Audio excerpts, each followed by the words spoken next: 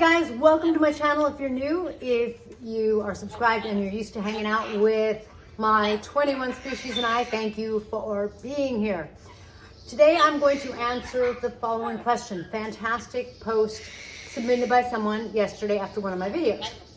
She says, after seeing your videos about Psitticus, I ordered a bag for my golden conures before I read the ingredients. Please don't take this the wrong way. I don't mean to be judgmental. I am only trying to learn and do what's best for my much loved parrots. Now back to the ingredients. The first two listed are corn and soy meal, neither of which offer health benefits according to my research. Please share your thoughts on this since you have been in touch with the manufacturers and I am sure you discussed nutrition. I currently feed tops, Harrisons, and bird trick pellets. I mix them up depending on their preference. I would like my parrots to put on a little more weight, so that's why I jumped on a new pellet. Thank you for your informative videos. We need more people like you in the parrot community. First of all, thank you for the compliment. Also, you know, I'm, just to tell you a little bit about myself, and the two I've got here in my fingers is my African gray, one of my gray girls, and on my shoulder, who have we got? We've got Paloma, a Cape Parrot.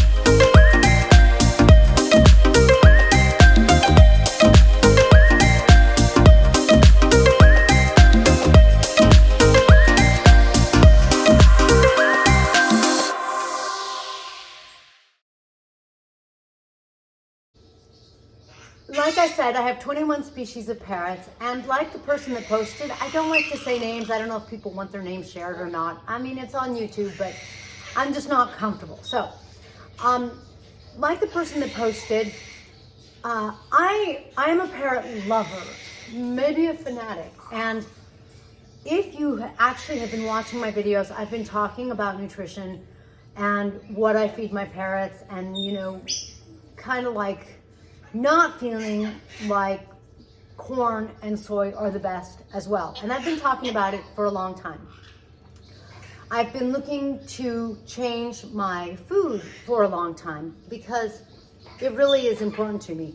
And I'm down here juggling the second set of wings.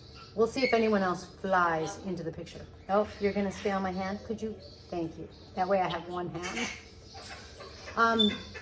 Ouch, crack up over here, she's talking. Sweetie, yeah, they're not vines, they're strands of hair. Please don't pull them. So, you know, like you, I also want to feed my parrots really well because I want them to be healthy. One thing I'm really happy about is, I don't know if it'll come across in the video, but my African grays,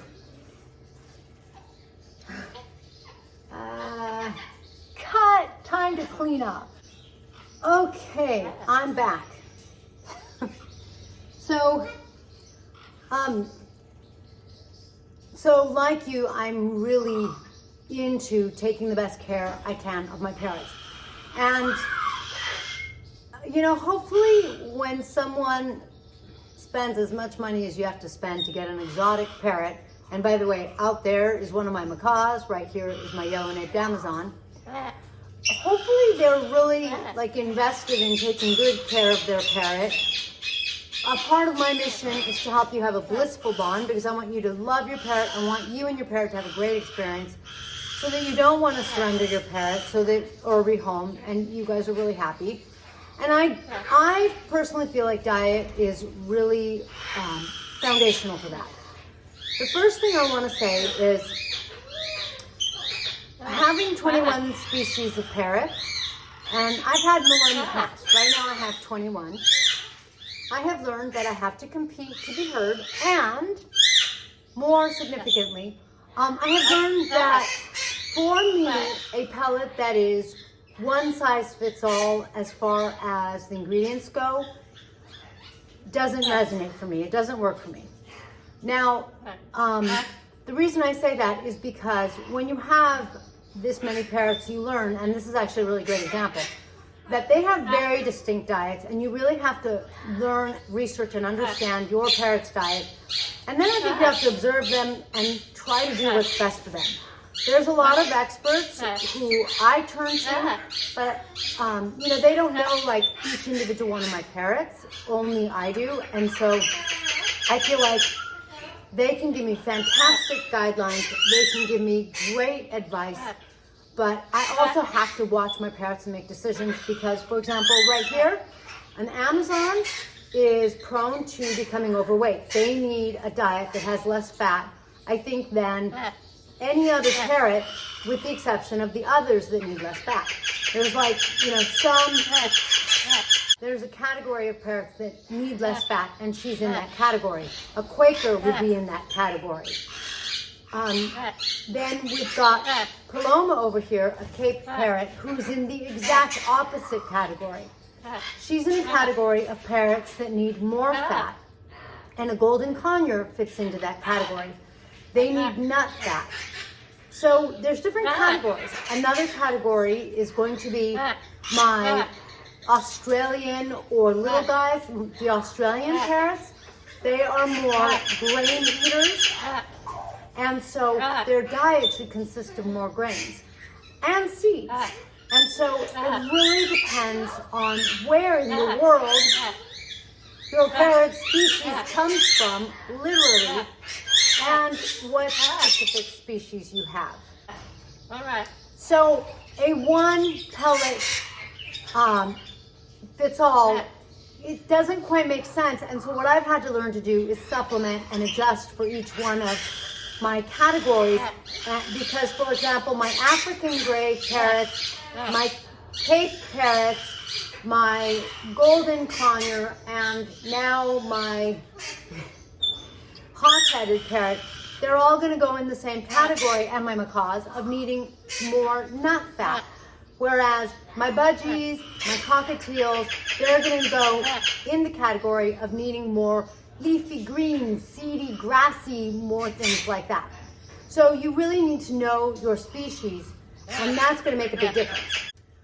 One thing that I think is easy to take for granted is that, like you, I am not the biggest fan of corn, but it's easy to take for granted that all of my experts, more than one veterinarian, my mentor, they all say that when pellets came along, the health of parrots just increased greatly.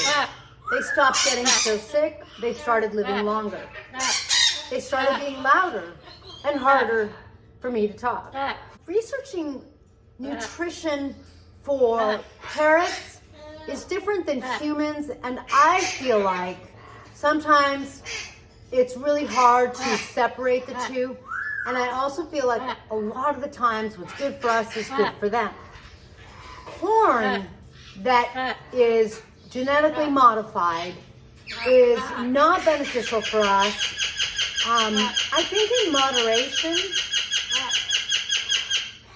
everything and anything can be fine.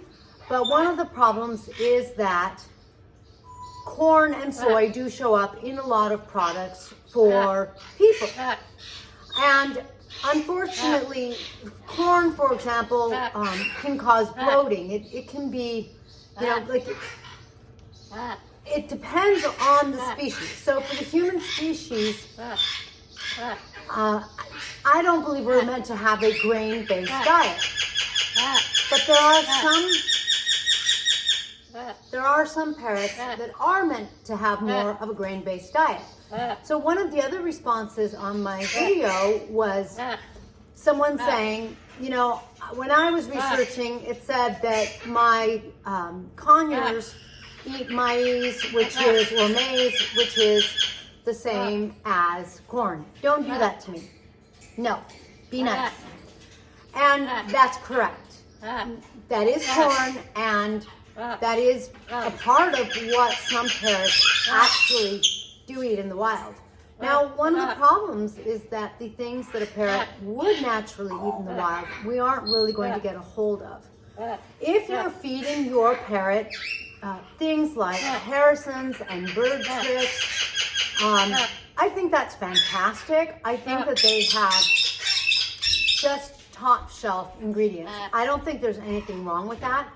I don't know if that's really what your parrot would eat in the wild, but then again, like I just said, I think that all of the ingredients, not all, I think that, basically all of the foods I've seen aren't necessarily going to have the ingredients that our parrots would eat in the wild. If they did, macaw food would have palm nuts, a lot of palm nuts, because there are some species of macaws that survive on more than 90% palm nuts, and that's green-winged macaws. So it's really, I think it's important to recognize that, number one, corn probably isn't necessarily detrimental for your parrot. Corn and soy are foods that are inexpensive, so they do show up in a lot of animal foods and human foods. However, I feel like they aren't necessarily going to be detrimental. All right, change of scene, and the gardeners are further away, so hopefully this will now be better. So I was saying that one of the things that I like about Psitticus is that they have food that's going to hit the nutritional needs for more parrots. While corn and soy are in some of their products, not all of them, but some of them, and they may not be my first choice. As I was saying, experts have said that with pellets, the health of parrots has increased dramatically.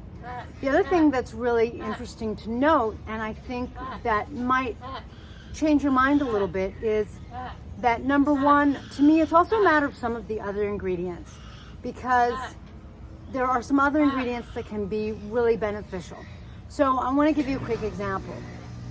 With my parrot Lorenza here, the first time I took her to the vet, which is about a month after I adopted her, the vet said that she thought Lorenza was going to die. And that's because for I don't know how long before I had Lorenza, the vet's like, she has to have been fed a seed-based diet because her bones are very weak. Those seeds prevent the absorption of calcium, and her for that reason her muscles have probably atrophied because she can't fly. And on top of that, her veins, when you look at her x-ray, have fat in them. So this is a bird that shouldn't have fat. So with my 21 species and the different food types, I've had to adjust and supplement the parrots that need supplementing, which is fine and which you can do. So if you're looking at a brand of parrot food, any brand that's really great or not as good, whatever brand you're looking at, one of the things that you want to look at is, do they need some supplementation? Because, for example, my African Greys and my macaws, they need more fat. Lorenza didn't, but now I feel like Lorenza's on a food that's even more tailored to a parrot that does not require that additional fat. And then, of course, there's some of the small birds, lovebirds, my parrotlets, budgerigars, that are going to need to have some supplementation with seeds. And all parrots, and everyone will tell you this, all parrots also need the micronutrients that are going to come in fresh foods, like fresh vegetables. And there's no going around that. So one thing that's kind of interesting is a seed-based diet was killing my Amazon before I met her. I switched her onto a pelleted diet. I took seeds out of her diet completely, and a corn and soy-based diet saved her life. That it's been years and she's fine. She'll always sort of be kind of weak because her muscles, I don't know if they'll ever be able to regain themselves. I don't know if her veins ever have the potential to clean up. The vets certainly did not imply that any of this could happen, but she seems stable and she's fine. Her color is beautiful. When I first got her, she was darker. Her stance is fine. When I first got her, she was often sort of hunched down. She's just a different parrot. I think every time my mom comes to visit, because she's snowbirds, so that means she's gone north for 6 months, and then she comes down to Florida for 6 months. And this time when she came, she's like, I think Lorenza looks even better.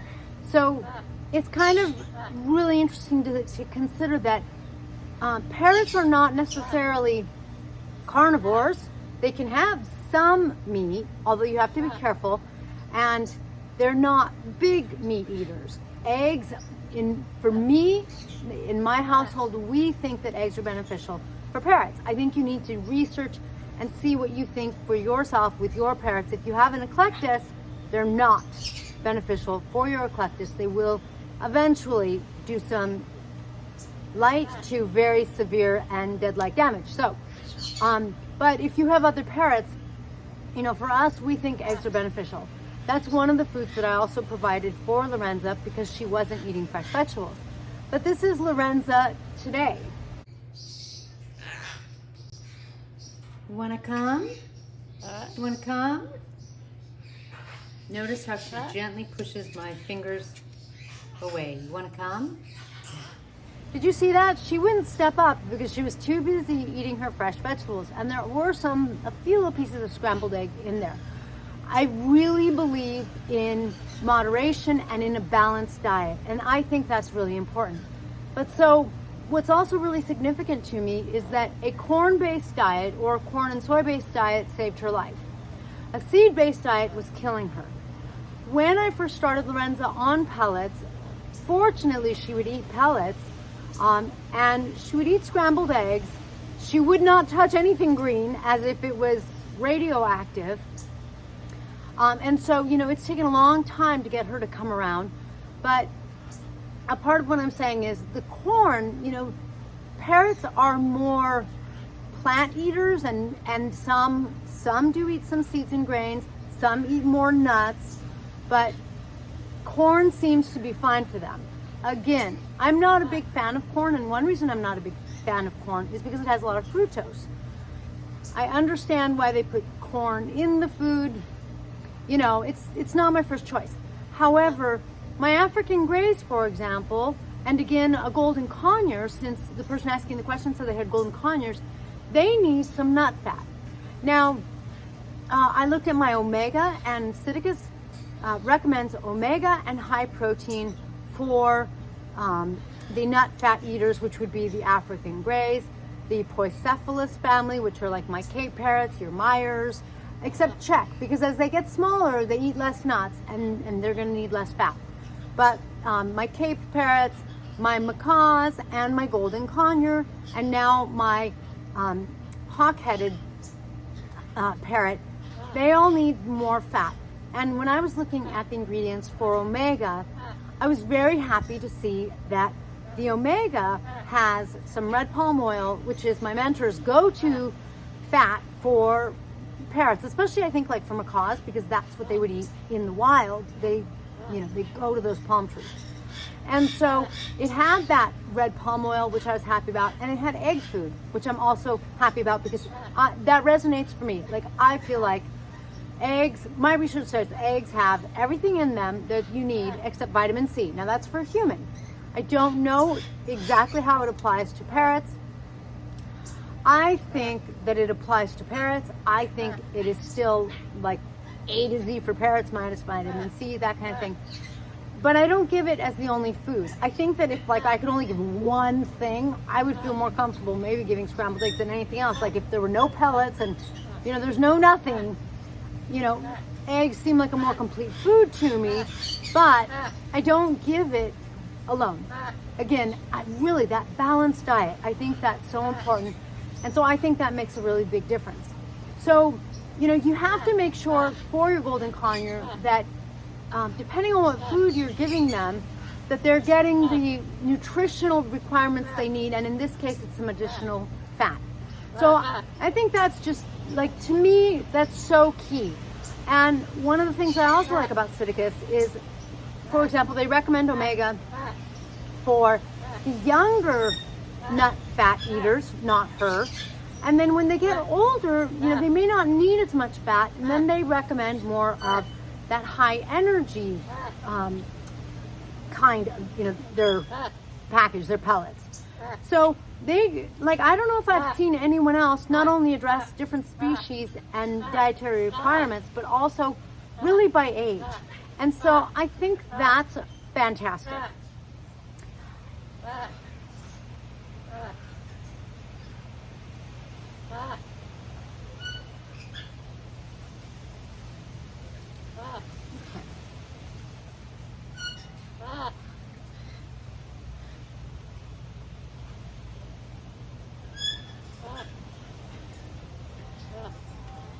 I hope all of that, number one, could be heard. Now I like the wind, the sound of the wind instead of the gardener. Number two, I hope that helps. I feel good about Psitticus. To be honest, like I said, I researched a lot. I kind of looked around quite a bit. I had a couple of my clients give me different things, and one of my clients was like, "You have to try this baby food." And she's like, "Smell it." And thank God she didn't make me taste it, but she's like, "I'm giving this to you to take home. I want you to try it on your baby parrotlets. I think you're gonna love it." And you know, I did like it, and I feel like, you know, if you try it and you see, you have to just make the best decision for like yourself / your flock kind of thing. I think that's really important. Again, I really appreciate the question because I think it's a really important question. Look to see what your parrot's diet is so that you know either how to adjust their pellets, how to supplement their pellets. For example, even the fresh vegetables. Before, I'm hoping I'm not going to have to do this as much. Before, I had to put extra oil, and I would do either coconut oil or hemp oil, because hemp oil has the right balance of omegas for my nut fat eaters. My others, I wouldn't. So I would even adjust their fresh vegetables. And so I'm kind of going, okay, so with Psitticus, I don't have to make those adjustments. Now I can move to a model where each species gets the correct diet of pellets. They get fresh vegetables. I can make sure that I'm doing my beta carotene in the vegetables so that they're getting that. And I like a little scrambled egg. And I don't do it every day. And then after that, my nuts and my seeds can become just treats, or treats for training, or, you know, whatever. It makes my life simpler. I feel like it's a better model. I feel like I've moved to a much better food, but do research, make sure it's the right one for you. I have found nothing but friendliness and helpfulness at Psitticus. Contact them on Facebook. Tell them that you saw my videos and you want some help. And they have been so helpful with me.